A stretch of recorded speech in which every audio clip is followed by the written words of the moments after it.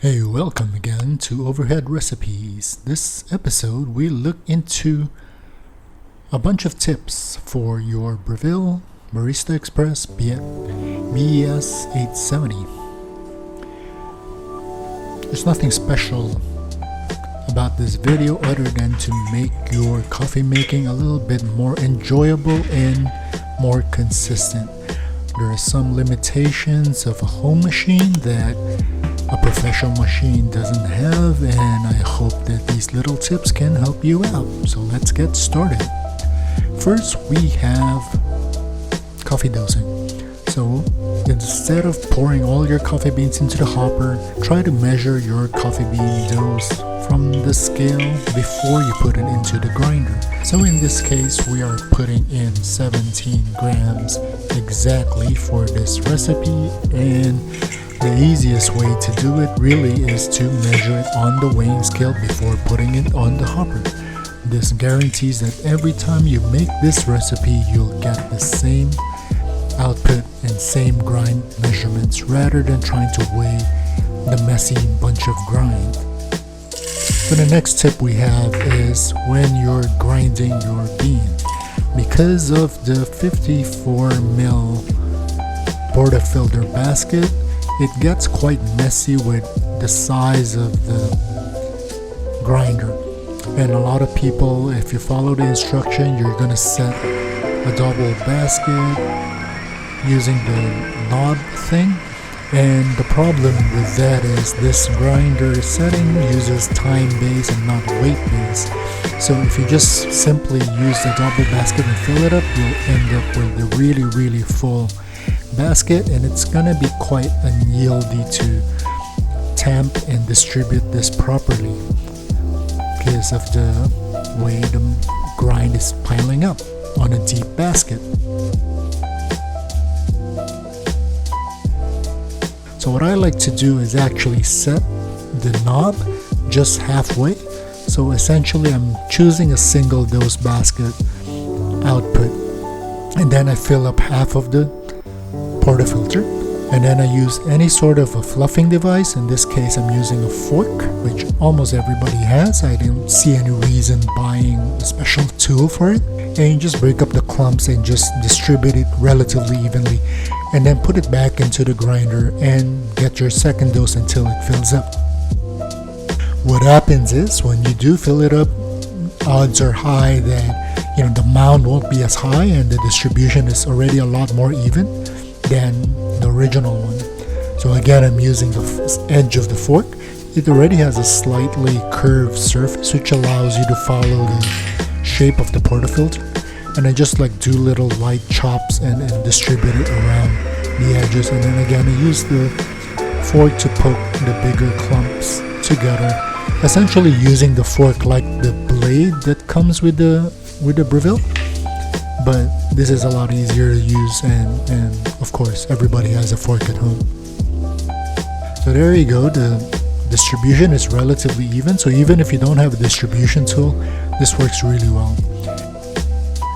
And then next we move on to tamping.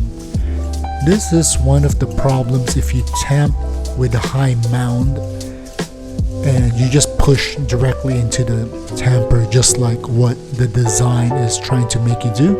A lot of times you'll end up with the edges lifting and the tamp won't be that even. It usually can get quite messy, and an evidence of this will usually show up with your shower screen having a lot of grind sucked up during the extraction process. Again, if you're liking this episode, if you find it useful, give the video a like for the YouTube algorithm. I really appreciate it. So what I like to do, especially after distributing it with a fork, is that I just drop the tamper on without adding much pressure, and then I use 3 points of pushing down, 2 fingers, my middle finger, my index finger, and the thumb at even spaces, and then I push it down that way. If the center of the tamper happens to touch my palm, then so be it. So I just tamp that way with 3 fingers, and usually the tamp gets a lot cleaner. As you can see, there's a lot less mounds on the side. This is without even twisting or polishing the puck. So as you can see, even with a relatively poor temper that came with the machine, you can get a pretty even temp. One shortcoming of the machine that I find quite irritating is that the cups don't get warmed up no matter how long you leave it there. Usually you can probably get one cup warmed up, but not both. So I usually just use the hot water and fill up like a quarter of the cup, swirl it around, warm up the cup a bit, and when that is done, I pour it onto my second cup if I'm making 2 cups, which I usually do for myself and my wife, and I just use that. If you're not going to extract right away, you can always just fill it up and put it on top of the machine and just leave it there. It'll heat up a lot faster. It'll just help the heating plate up a lot better. And now we move on to the actual extraction. There's not much to do here, like what I mentioned, because it is pretty much semi-automatic. But just to reduce the mess a little, I like to lift the cup up until the extraction actually starts after the pre-infusion stage. So after the pre-infusion happens around 8-10 seconds, then you lower the cup a bit and you'll get a little bit less splash than the full height of the extraction. You probably can't avoid all the splash from happening unless you elevate the cup somehow with a platform or a block.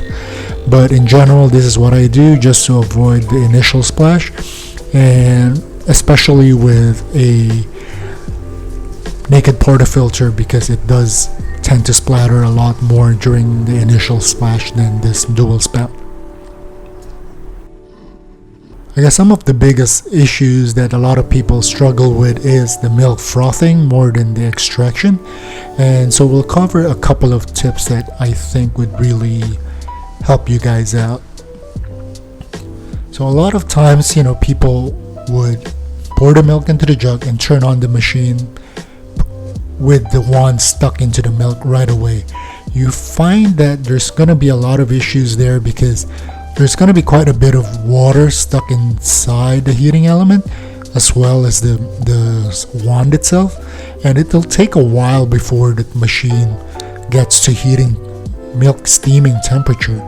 So what you would like to do is to make sure that before you start your steam, you turn on the steam wand, let the steam run until you hear the solenoid click. So once it starts clicking 3 or 4 times, then that's a good time to stick your wand into your cold milk. A lot of times, if you position the wand correctly, you can actually get a pretty good swirl pretty quickly. So try to figure out, what the proper angle is for the wand in relation to your jug, as well as your milk content, and go from there.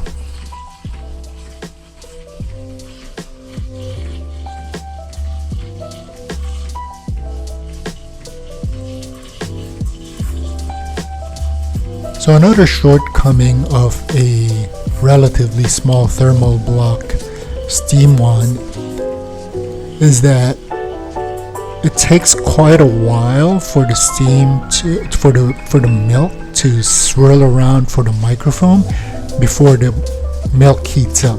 A lot of times, the steaming will take approximately a minute to fully incorporate the microfoam, but by that time your milk might reach 60 degrees centigrade a bit too early. So one quick tip that you can do, especially if you're new at this, is to simply freeze or refrigerate your jug, your steaming jug, not your pouring jug. This helps you delay the milk heating up quite a bit.